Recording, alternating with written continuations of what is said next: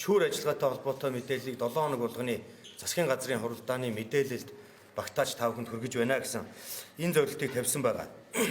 За нийтдээ 3000 гаруй байгууллагаас мэдээлэл ирүүлэхээр байгаа. Тэгвэл яг өнөөдрийн байдлаар 1343 байгууллагаас мэдээлэл засгийн газрын хэрэглэх газарт албан ёсоор ирүүлсэн байна. Ирүүлэх ёстой хувь хэмжээгээр бол 44.8% нь бол мэдээлэл ирүүлжээ. За үүнээс 183 байгууллага нь бол ямар нэгэн төрлийн зөрчилгүй гэсэн мэдээллийг ирүүлсэн бол 1163 байгууллагаас тодорхой зөрчил асуудалтай байгаа талаар тайлангаа бол ирүүлсэн байна. За нийтдээ зөрчлийн тоог бол 4220 зөрчил байгаа талаараа тайлан мэдээлэл ирүүлсэн байна. За үүнээс чөлөөлсөн албан тушаалтны тоо өнөөдрийн байдлаар 187, за сахилгын арга хэмжээ авсан 27, за зөрчлийн арилгуулсан 172 байна гэдэг энэ мэдээлэл бол ирсэн.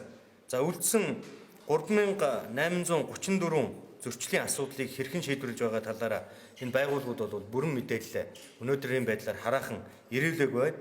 Тухайлбал эдгээр зөрчлүүд нь одоо хууль тогтоомжийн дагуу ямар арга хэмжээ авах цаг хугацаатай учраас эдгээр цаг хугацаанд багтаж арга хэмжээгээ аваад дахин мэдээлэлээ засгийн газрын хэрэглэх газарт ирүүлэхээр ажиллаж байгаа гэдгийг бас та бүхэндээ хэлье.